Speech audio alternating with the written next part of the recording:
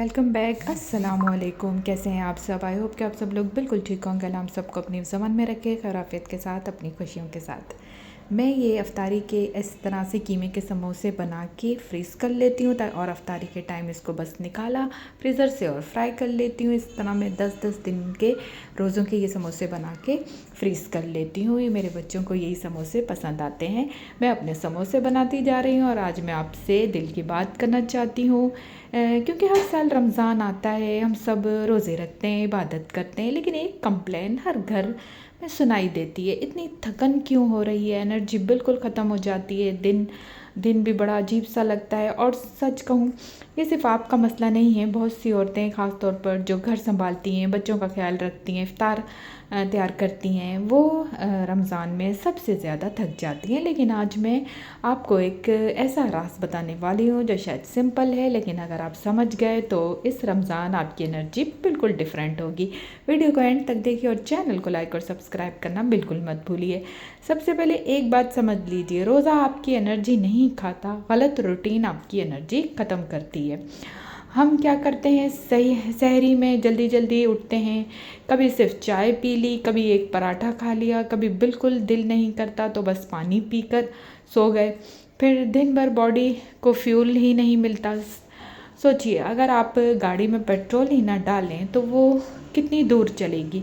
शहरी असल में आपका पावर स्टेशन है, यहाँ आप जो डालती हैं वही पूरे दिन चलेगा। अगर आप थोड़ा सा अंडा, थोड़ा सा दही, थोड़ी सी रोटी या ओट्स जैसी चीज़ें शामिल कर लें तो बॉडी को स्लो और स्टेडी एनर्जी मिलती रहती है। सिर्फ चाय और मीठी चीज़ें आपको थोड़ी देर के लिए फ्रेश करती हैं, फिर शुगर लेवल गिरता है और थकन डबल महसूस होती है। और पानी, रमज़ान में डिहाइड्रेशन सबसे बड़ी वजह होती है लो एनर्जी की। लेकिन बहुत से लोग ये गलती करते हैं कि सहरी के वक्त एक साथ 3-4 ग्लास पानी पीकर समझते हैं कि काम हो गया।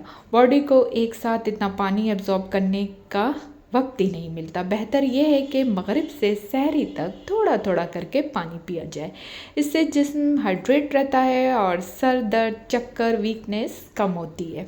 फिर बात आती है नींद की। रमज़ान में रूटीन चेंज हो जाता है। तरावी, इबादत, सहरी सब इम्पॉर्टेंट हैं, लेकिन अगर आप सिर्फ 3-4 घंटे सो रही हैं और पूरा दिन काम भी कर रही हैं तो थकावट ज़रूर होगी। थोड़ी सी जो है नैप लेने में कोई बुराई नहीं है। सिर्फ 20 या 30 मिनट्स भी आपका बॉडी जो है वो रीसेट कर देती है। इतनी नींद भी आपको, ये वीकनेस नहीं है, ये अपना आपका ख्याल रखना है। और अब बात करते हैं इफ़्तार की। सबसे इमोशनल वक्त, पूरा दिन भूख और प्यास के बाद जब दस्तरखान सजता है तो दिल करता है कि सब कुछ खा लें। समोसे, पकोड़े, चाट, रोल्स और फिर मीठी ड्रिंक। लेकिन जब आप बहुत हैवी खाना एक साथ खा लेते हैं तो बॉडी सारा जो है वो खून डाइजेशन की तरफ भेज देती है।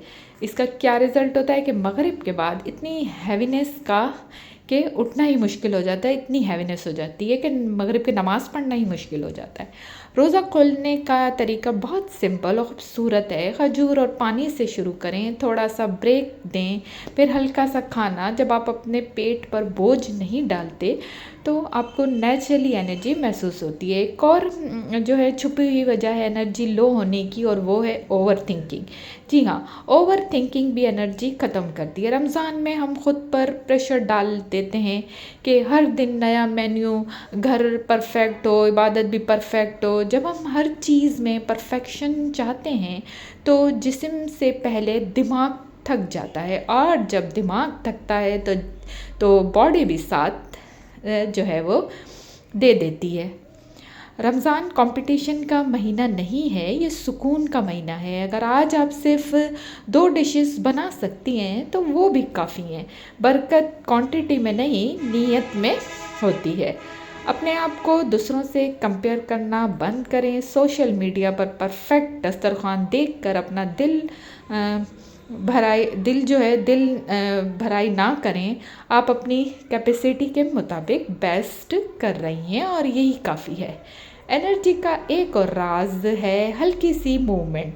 पूरा दिन बिल्कुल भी ना चलना फिरना भी थकन बढ़ाता है। अगर आप इफ्तार के बाद 10 से 15 मिनट हल्का सा वॉक कर लें तो डाइजेशन बेटर होता है, बॉडी एक्टिव फील करती है और नींद भी अच्छी होती है। लेकिन सबसे गहरी बात जो मैं आपसे शेयर करना चाहती हूँ वो है कि असल एनर्जी रूह की होती है।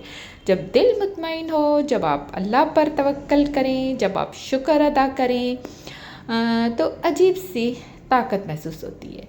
कभी नोटिस किया है कि जब आप दिल से अल्हम्दुलिल्लाह कहती हैं तो अंदर से हल्का सा नूर महसूस होता है। ये रूह की एनर्जी है।